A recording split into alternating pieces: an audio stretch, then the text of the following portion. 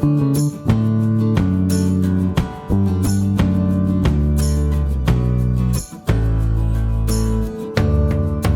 é com grande prazer que eu recebo hoje para conversar comigo aqui no espaço do Muda Mundo Tamo Junto, a Letícia de Cássia, que é museóloga, gestora cultural, pesquisadora, educadora e uma grande amiga. Mas não é por isso que ela está aqui, mas é pela importância do tema sobre o qual nós vamos conversar. Letícia, seja bem-vinda, é um prazer te receber.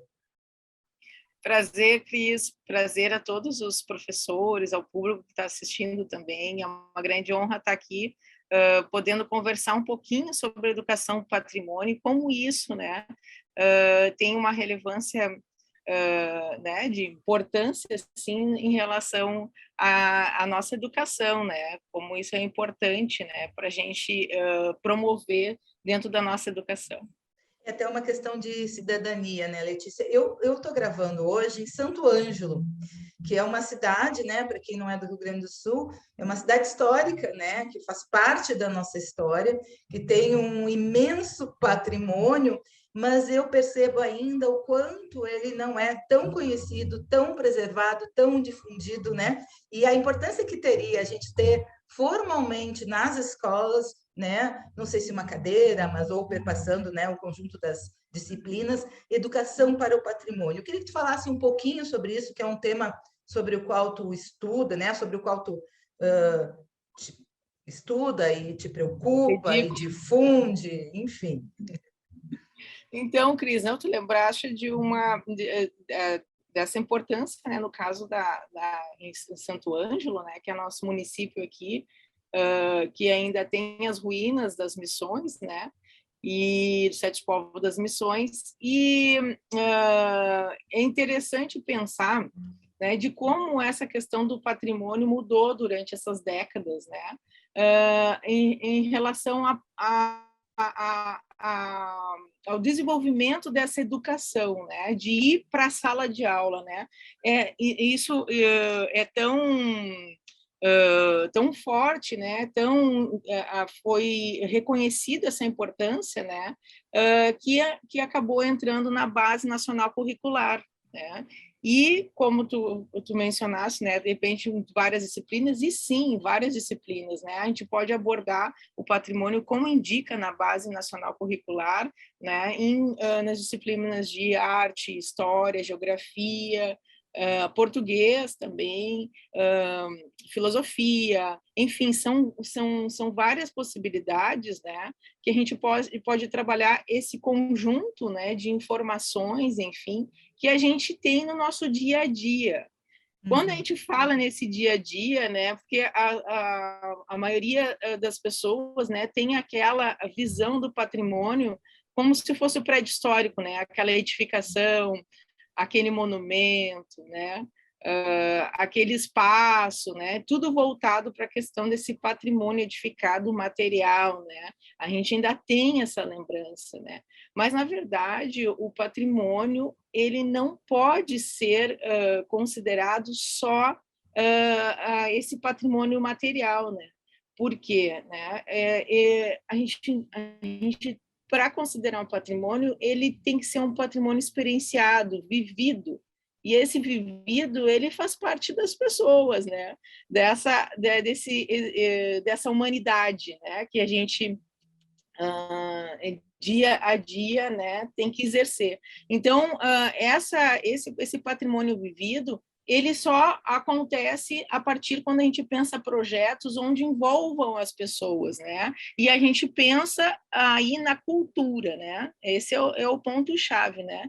A gente pensa na cultura, e essa cultura, o que é essa cultura? Essa cultura é uma cultura que é o nosso dia a dia, o nosso meio ambiente, as nossas memórias, os nossos conhecimentos, nossos saberes fazeres, né? As nossas celebrações, as nossas festas populares, enfim, são diversas, né, diversas atividades, manifestações, né, que congregam esse patrimônio, que fazem parte desse patrimônio.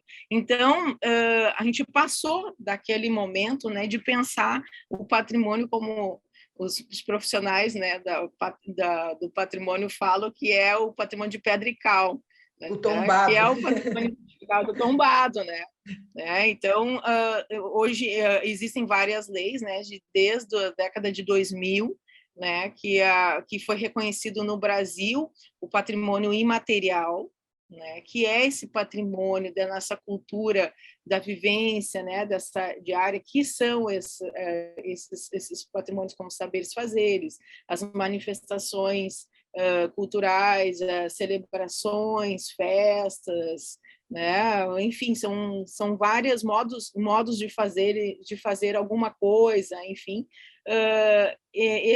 Esse patrimônio foi reconhecido a partir de 2000, né, dos anos 2000, e vem sendo agora operacionalizado, né, essa lei nos municípios, nos estados, enfim. Então vem acontecendo esse reconhecimento, e daí a gente parte não mais do tombamento, e sim pelo registro do patrimônio, né? Então existe uma urgência da gente efetivar isso, né? A gente já tem os mecanismos, né, legislativos, enfim, e a gente precisa fazer efetivação nesses municípios, nesses estados, nas regiões, enfim, a busca, né, de leis que façam enfim, a pesquisa, né, que possam ajudar nessa pesquisa, né, em relação ao mapeamento desse patrimônio imaterial tão rico para nós, né? O Brasil, a nossa identidade, né, ela veio a partir daí, né, desse reconhecimento, né? A gente fala da diversidade cultural, é nesse ponto que a gente consegue transformar em mecanismos essa nossa diversidade cultural de uma maneira de desenvolvimento de políticas públicas, né, que vão repercutir claramente, né, diretamente na educação, né? Então, a educação, o patrimônio, ela vem nessa conversa toda, né, de promover essa nossa diversidade também, né, que é esse tema tão caro para a nossa cultura, né? Então, a ideia é essa, né, voltar a trabalhar essa cultura, né, esse nosso contexto, né, a partir do patrimônio, que é uma narrativa, né, ou várias narrativas, né, dessa busca de reunir elementos da nossa identidade cultural. Isso é bem importante para constituir a nossa identidade, né? E para documentar e preservar essa diversidade. Quando a gente fala de Brasil, são inúmeras manifestações e vivências e narrativas possíveis e que precisam sim ser documentadas, né? Valorizadas. E no teu caso, Letícia, tu tens uma linha de trabalho ligada à lã no Rio Grande do Sul, né? Que é um dos saberes, né, e fazeres bem importantes na nossa Constituição aqui. Queria que tu contasse um pouquinho, até atrás de ti está ali já, não spoiler, fio da meada, o projeto, né? E como é que e tu buscaste exatamente essas pessoas, né? Isso eu acho muito legal quando a gente fala em patrimônio. A gente está falando de pessoas, a gente está falando patrimônio material, né? Então são as vivências, os saberes ancestrais, e tu foste em busca disso, né? Essa memória. Conta para a gente como é que é o fio da meada.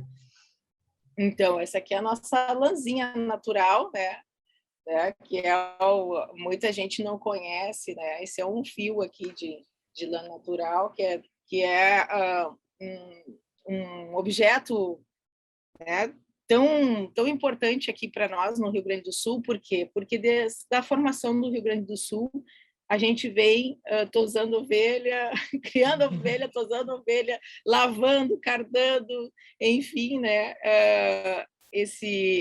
essa fibra, né, essa fibra natural, né, para a nossa sobrevivência, né? Então, quando fala do frio, né, no sul do país, não é brincadeira, não, é verdade. E esse frio nos diferencia culturalmente, né?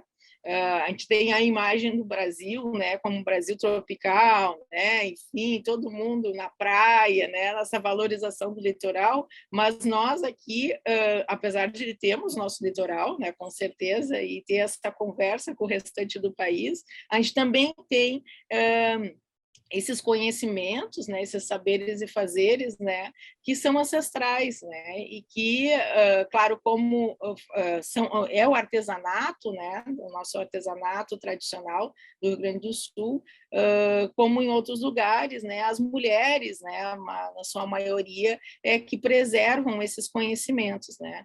Então, pela questão da própria formação do Rio Grande do Sul, né, a gente teve uma quantidade grande aqui de ovelhas, né, de carneiros, enfim, desses rebanhos, né. Então, se usava a carne para o consumo diário, né, das fazendas, estâncias, das propriedades, e fazia, né, botava todo mundo para preparar, né, e produzir lã, né, aqui no Rio Grande do Sul.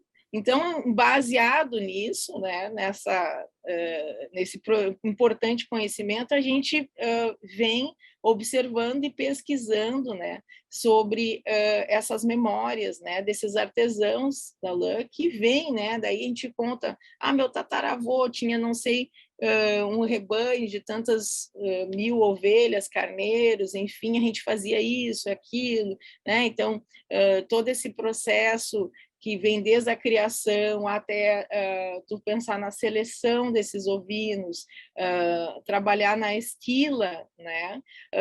A esquila tosquia para o resto do país, para explicar um pouquinho o que é isso, né? A esquila é quando tu tosa a ovelha, né? Tu tem necessidade de fazer isso porque é para o bem-estar do animal. Né? Então, a ovelha, pelo menos uma vez por ano, até 2 vezes, mas uma vez por ano tem que ser cortada, é que nem nosso cabelo, né? Cresce o nosso cabelo, né? E a gente precisa cortar, né? Então, mas a ovelha ela fica pesada, né? Ela fica, né? Acaba dificultando muitas vezes até a mobilidade dela no campo, né? E também pode aumentar a possibilidade de doenças, né? A gente fala as bicheiras, né? E tudo mais. Então, a importância que se tem de tosar essa ovelha, fazer a esquila da ovelha. E existem profissionais, né? Aqui em toda a região, né? Tanto do Rio Grande do Sul como na Argentina, no Uruguai, porque o nosso ciclo aqui da ovinicultura, né, no Rio Grande do Sul, ele foi regional, né, no continente, né, a gente se juntou aqui no caso com o Uruguai e com a Argentina nesse processo todo, né, porque é o Pampa, né, o Pampa, essa região do Pampa que é esse bioma, né, espetacular, né, diferenciado, né, um dos nossos 5 biomas, né? E o Pampa, né? Porque o Rio Grande do Sul é quase mais de 60% do território do Rio Grande do Sul, ele é constituído pelo Pampa, né? Pela essa vegetação, assim, né? E junta com o Uruguai e com a Argentina. Então aqui foram largadas essas ovelhas, né? Porque para a produção, né, para a subsistência dessas regiões, né, então ela é a ovinicultura ela tem essa relevância, né, é crucial, foi a base da nossa formação. Constituindo tudo isso, que é essa nossa identidade, né, eu venho com essa proposta de a gente fazer esse reconhecimento como patrimônio, né? Aí usar esse mecanismo, né? Como uma possibilidade de preservar esses conhecimentos, porque aqui no Rio Grande do Sul deve ser em torno de quase uns 3.000 artesãos que trabalham com e mesmo quem hoje não trabalha tem essas memórias, né, Cris? Posso perguntar para ti, tu deve saber de muita gente na família que fazia um tricôzinho, um crochê, se bobear até um tear, né? Sim. Nesse sentido. Então, todos nós temos essa vivência, e isso vai de norte a sul do estado, leste a oeste, contando até a região do litoral, né, do Rio Grande do Sul, né, porque é muito comum para nós aqui. Então, claro que não é só o Rio Grande do Sul, também Santa Catarina, Paraná, ali as regiões, mas a gente tem esse histórico, né, desse desenvolvimento da ovinicultura, né? A gente começou fortemente num ciclo econômico pela lã, né? E hoje o que é mais assim trabalhado, né, enfim, economicamente, é a carne, né? Então a gente está tentando fazer não um revés, mas uma situação de equivalência, né, do Uhum. aproveitamento total da ovelha, do carneiro, enfim, né, porque se todo ano se tosa, todo ano se esquila, e às vezes não se tem nem para quem vender, e essa lã, essa fibra tão valiosa que dá para fazer tanta coisa, essa lã ela acaba às vezes sendo enterrada nas propriedades, enfim, né, que isso prejudica o meio ambiente, com certeza, né, ou dada alguns outros destinos, enfim, e hoje a gente precisa, né, ter um olhar diferenciado para isso, porque a lã ela é um produto sustentável, né? Uhum. Então, com essa, né, as novas orientações, enfim, mundiais, né, essa crise climática, enfim, tudo isso contextualiza, né, a gente pensar esse saber fazer da lã como um patrimônio, né? E sendo um patrimônio, a gente pode aplicar na educação, né, em todas as vertentes assim que a gente possa preservar daí esses conhecimentos. E aí o fio da meada chega à escola. Como é que ele chega na escola? Então, esse projeto, né, que foi contemplado Hum. em 2019 pelo FAC Patrimônio, que é o Fundo de Apoio à Cultura, né, ele foi o projeto foi em primeiro lugar, né, contemplado nessa proposta, porque ele vem como uma agenda de programação, né, desses Uhum. conhecimentos, e foram várias atividades realizadas, né, do ano passado para cá. É claro que eu tive que passar por uma adaptação, né, como todos nós, né, então, no sentido dos nossos projetos, nossa atividade, nossa vida foi Adaptada. adaptada.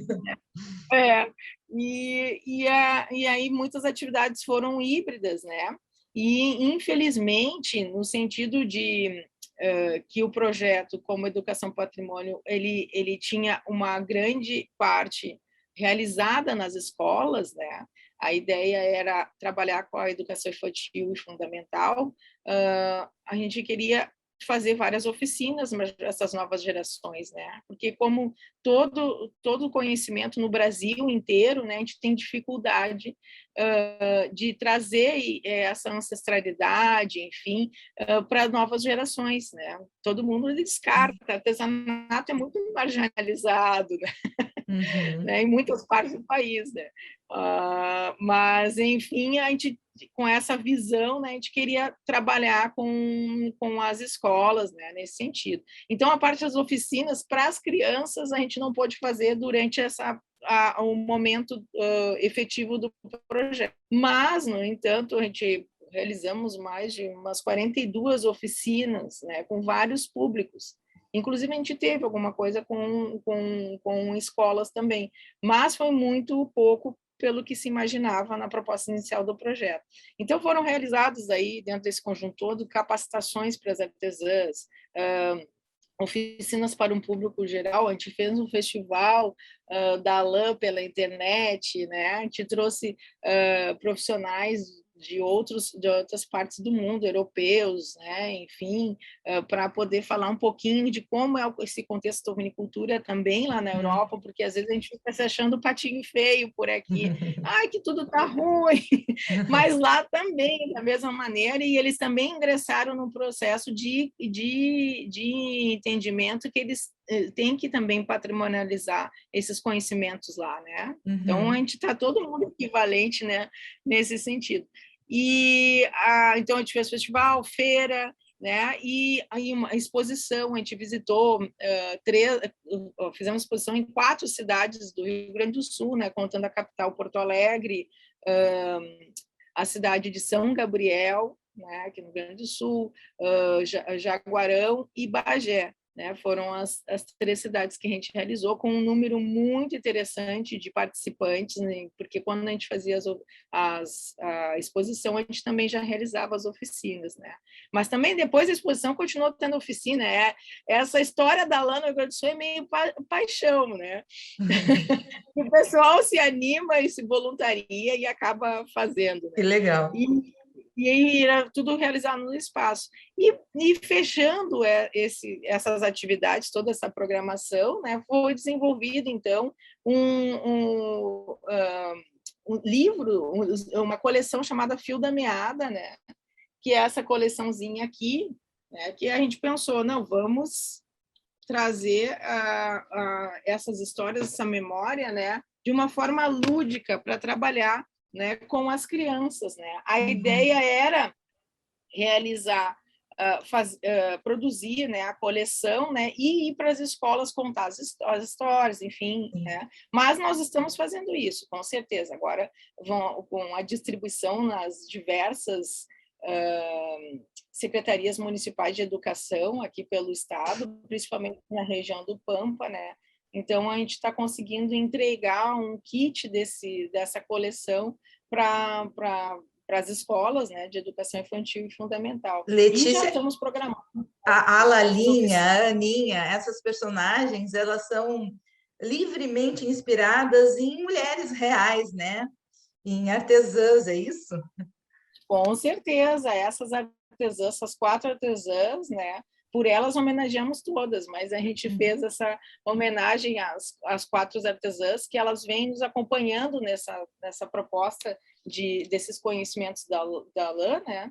No Rio Grande do Sul, e faz parte da minha pesquisa, né? Que desde 2013 eu trabalho né, nessa curiosidade desse entendimento, né? Desses conhecimentos, né? Então, venho construindo essa trajetória, né? Sempre conhecendo várias artesãs, né? Esses agentes, eu chamo os guardiões da nossa cultura, né?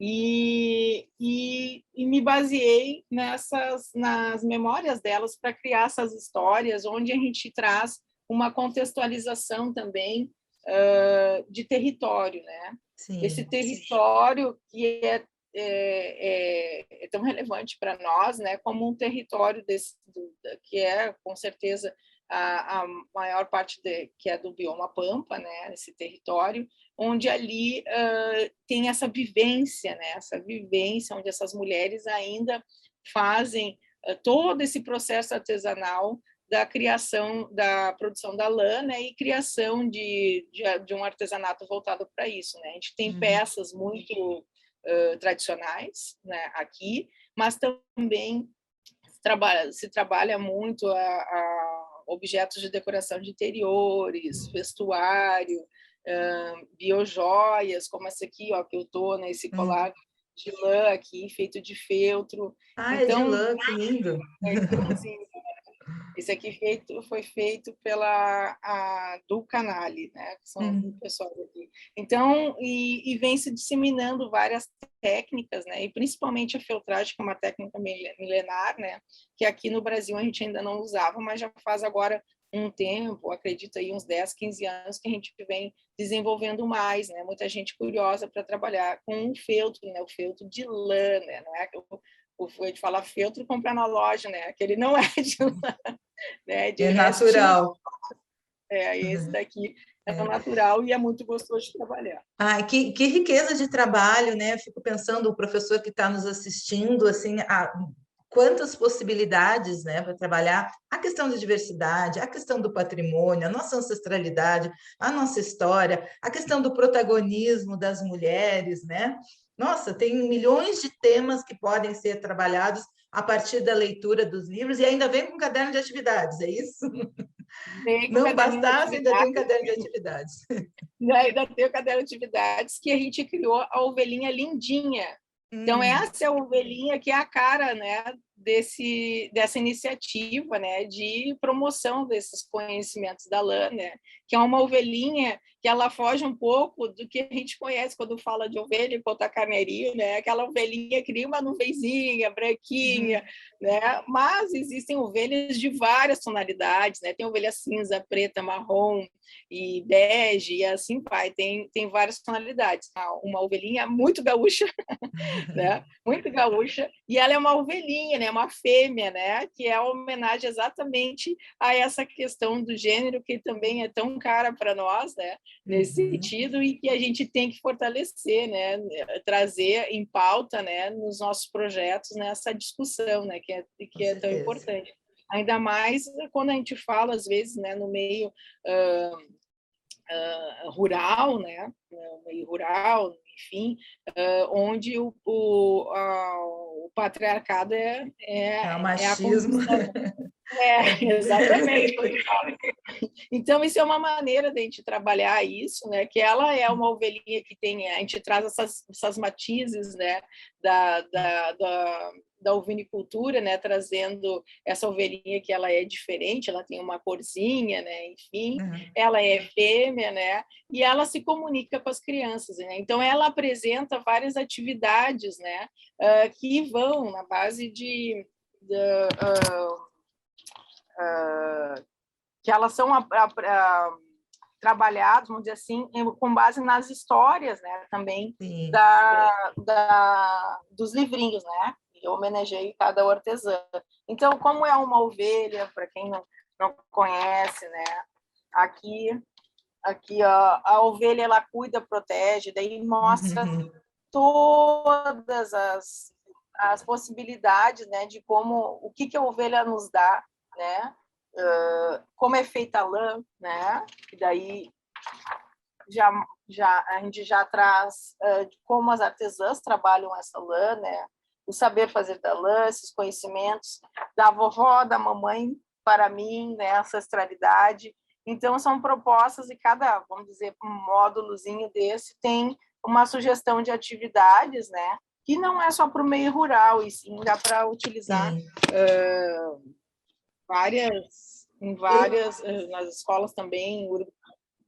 Letícia, como é que os professores, não só aqui do Rio Grande do Sul, mas de outros estados que estão nos assistindo, nos ouvindo, podem ter acesso a esse material? Tem as redes sociais do projeto? De que outra forma a gente pode oferecer, né, o contato com o Fio da Meada? Então, o projeto Fio da Meada, né, ele é contínuo, né? Ele vai fazer parte do Museu da Lã, que é um projeto maior que a gente está desenvolvendo também, né? Então, eu digo assim, vão ter muito mais ações, né, relacionadas à pesquisa, à educação, né, que a gente vem pensando. E eles estão todos dentro do guarda-chuva, chama assim, do Lãs do RS, né, que é esse projeto que criei, enfim, que é uma iniciativa da sociedade, né, para o entendimento da promoção desses conhecimentos da lã, né, do Rio Grande do Sul. Então, as redes sociais, elas são do Lãs do RS. Então, tem no Facebook Lãs do RS, YouTube e Instagram, né? Então, a gente vem postando, né? A gente tem um público bem interessante do Brasil inteiro, né? Como eu havia falado, essa técnica da filtragem, né, que dá para a gente fazer bichinho, dá para fazer brinquedos, dá para fazer tanta coisa, né, vem se expandindo pelo Brasil. Então, muita gente se conecta à lã a partir daí, porque tu não consegue fazer filtragem manual, assim, artesanal, se não é a lã natural. Então, as pessoas estão conhecendo, né, nesse sentido, e também pela própria expansão da pedagogia Waldorf, né? Waldorf. E então, pela própria pedagogia, eles trabalham com fibras naturais, né? Então, também o pessoal sempre procura a lã natural, que nós somos os maiores produtores, né, do Brasil dessa lã natural. Então, dá para acessar por ali e acompanhando as redes, que a gente vai ter, com certeza, mais atividades, né? E se quiserem comprar o livrinho também, entre lá nas redes, que vai ser tudo divulgado lá depois, né? Porque aqui a gente fez a distribuição para as escolas da rede pública, né? No Rio Grande do Sul. Então, esse projeto contemplou agora a rede pública. Certo. E quem também não conseguiu, não lembrar do Lãs do RS, pode fazer contato com o Mudamundo, que a gente faz a ponte, com certeza, com a Letícia e com o projeto, que é muito bacana. Eu queria te parabenizar, Letícia. Uma lindeza. É lindinha essa ovelha e é lindo esse projeto também. E para a gente finalizar... Vai ter história, Cris, da Lindinha depois. Eu quero. A Lidia já tem história, já tem amiguinhos, depois vai ter um outro momento. Eu só queria cutucar os professores nesse aspecto, que é muito importante. Identifiquem esses conhecimentos, esses modos de saberes das suas regiões e proponham uma pesquisa, né, um projeto que vá debater, né, de uma forma onde a gente possa trabalhar com esses mestres, com essas pessoas que preservam esses patrimônios, porque isso é riqueza, é uma importância, é uma nossa identidade cultural, né, regional, enfim, local, né, e isso é muito importante a gente passar para as novas gerações, né, proponham trabalhos que envolvam esses patrimônios locais, regionais, né, divulguem, isso está dentro da base curricular, né, e é importante a gente trabalhar isso, principalmente interligando, né, fazer um trabalho transdisciplinar, né, interdisciplinar, sim, interdisciplinar. né?